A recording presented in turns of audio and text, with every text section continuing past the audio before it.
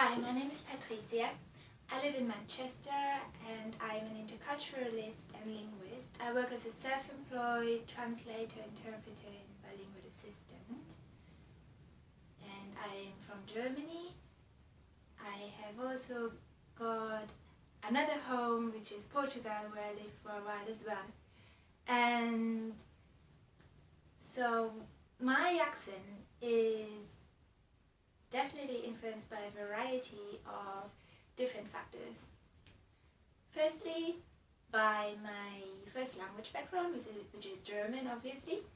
And second, it's also influenced by me speaking to many different people from various backgrounds, first language backgrounds, different personalities from wherever they are, and also here in England I come across many different accents from all parts of the UK, from all parts of the colonial countries, and this is very interesting. So I think I pick up different things, and I easily pick up things all the time. I wouldn't say it's my accent can be classified or anything like that. I think it's very unique, as is every accent of every single person who speaks a language, regardless of whether it's their first or second language. And so I'm quite interested in listening to people who speak English, whatever variety it is, first language accent, additional language accent, anything. And I think it reflects people's personality as well. I think that my particular accent is also influenced by my thinking about English accents, because in school we were taught to speak like a native, and we had to learn the pronunciation, everything, education, and this is, I think, still a very common way to teach English. But the issue... Hi, my name is Arvin and I'm from Singapore. I'm currently waiting to enroll into university. I recently just completed my national service, which is a 2-year conscription. So I grew up in Singapore, so obviously I would have a very Singaporean accent. The thing is, the Singaporean accent differs from person to person, because I feel that the accent here is cultivated based on the ethnic background and culture of a person and the socio-economic status of one. So there is a general accent or general emphasis on words you would notice in the Singaporean accent, but I think generally it's the pidgin that is what people identify with the Singaporean accent, the pidgin known as Singlish. Hey, what's up, guys? My name is Renan Andrei Beiersdorf Hempel. I'm from Brazil. I'm 24 years old. I'm actually an attorney in law here in Brazil. I live in the south of Brazil. Brazil is a huge country, so we have a lot of different accents here. So probably my accent is the South Brazilian accent. One more. Hello, my name is Peter Saleme. I'm 24 years old and I'm from Lebanon, from Byblos. Yes, Byblos is a very nice place to live in, because it's on the coast. It's a city on the coast, just like 33 kilometers away from Beirut, which is the capital of Lebanon. And yeah, it has nice weather. Well, Lebanon is a small country, so it's almost the same weather, but yeah, not on the mountains, on the coast. And this is where I'm from. What do? I studied theater for 3 years and I got my diploma. And I stepped in to this field. What I'm doing now is I'm a flight attendant at Emirates. I mean, with Emirates. And it's... Hello, my name is Becca Louise, and now I'm living and working in Wuhan, my hometown. And now I'm working in my mother university, Huazhong University of Science and Technology.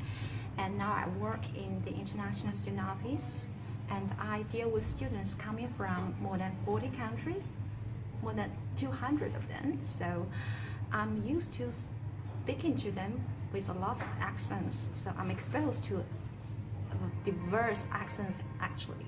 The reason is my education background. So from my primary school education to high school education, most of it is exam oriented. So I didn't speak too much English actually, and we did a lot of tests and assignments to get the high marks. And the second background is the education in the university. As I majored English, so I was able to learn the accent in a kind of systematic way. And our teachers prefer the British accent because they thought that it was more noble, kind of noble, while American accent sounds a little bit casual. And so in the class, we were taught in the British accent, but after class, my free choice. So I still watch a lot of movies and music or search internet in the American accent background. The second reason, I think, except the education background, I think depends much on the situation of the conversation. Depends on whom I'm talking to and where I am and what the occasion is. So as for me, out of awareness, actually, I'm easily taken away by the person I'm talking to. For example, now I just talked to William, so I think his accent was closer to the American accent. So I would rather talk to him with in the American accent. But while I'm talking to another British guy, then my accent will change a little bit. So my accent, generally speaking, can change to a certain degree. Another example that can prove my accent can change is that I stayed like 1 year in New Zealand. So once I arrived there, I found it so difficult to adapt to their accent. I couldn't understand anything in the very beginning. Then it took some time for me to get used to it, and then I was able to speak them in the Kiwi accent. So after 1 year, once I arrived in the airport of Wuhan, I spoke in the dialect rather than Mandarin, and also I returned to my normal accent, something between British and American, depends the other factors, then I will adopt the certain accent. So now I'm speaking in the normal accent I use in the daily life. And my opinion for the accent, I think, I used to think that British accent or American accent should be the standard because we were taught in that way. You can see the textbook and many videos or the teachers teach you that you should speak in a standard British or accent. But since I worked and spent 1 year abroad, I was able to be exposed to different people from different backgrounds who spoke in different accents. I find out what the so-called standard accent was not the most important, since language is for communication. So once you can make others to understand you, then you achieve the purpose of language, of communication. So the so-called standard, I think, is more like whether you can speak English in a smooth and clear way. If you can make yourself understood by others, then I think your language accent is a successful one. So don't worry too much about the accent. Just be yourself, accept it as a part of you, and then enjoy. So my name is Billy. I'm 29 years old. I'm an English teacher here in Jakarta, the capital of Indonesia. Talking about accents, I don't think my accent belongs to any particular one. Rather, it's a mixture of those from places I've been to and also from people I've been talking to.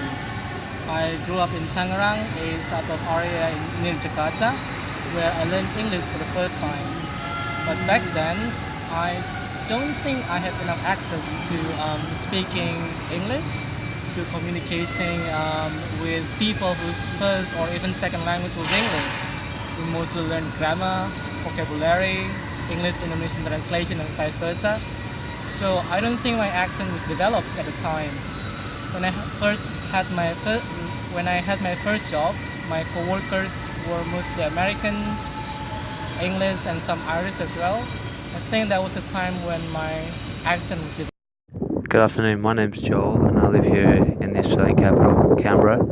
I work for a number of committees within the Australian Parliament, looking at legal and constitutional affairs, which is particularly important for maintaining the integrity and accountability of our democracy.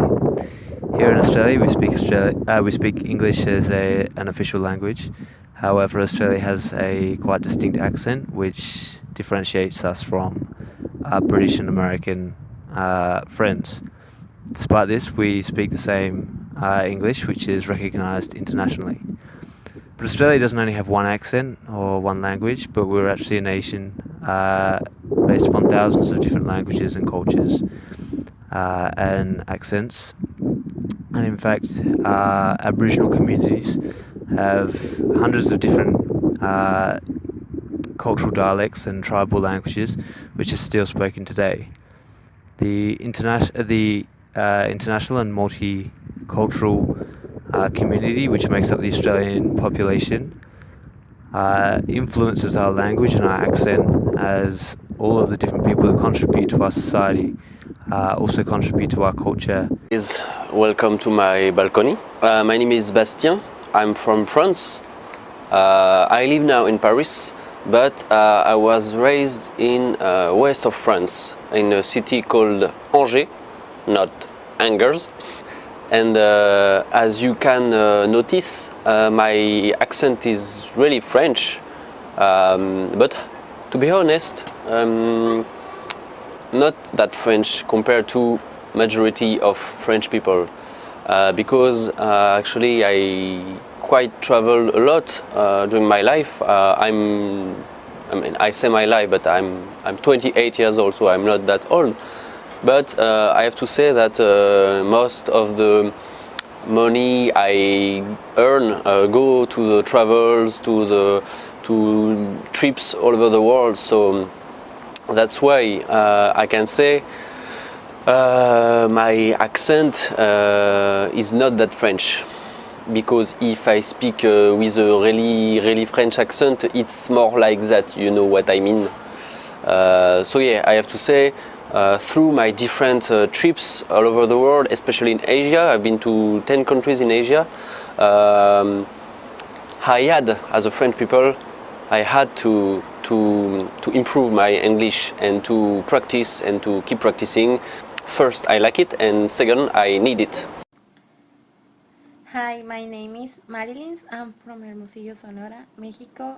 I learned English by watching TV shows, going to a public school. I learned the English that they taught there. I didn't have a real course of English, like, I don't know, Harmon Hall or something like that. I just learned it by being in contact with the real context, because I was living in the border with El Paso.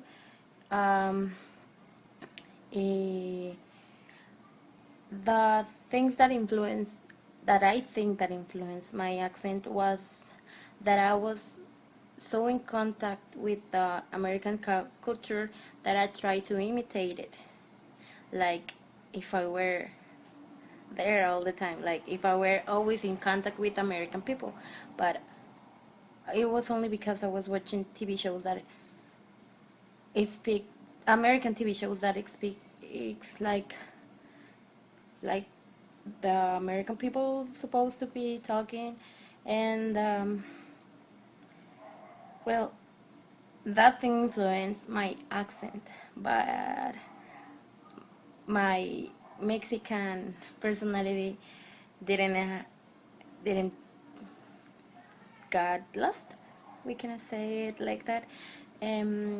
It's just that based on the things that have influenced it, have and my personality have created this accent that I have. So that's pretty much it.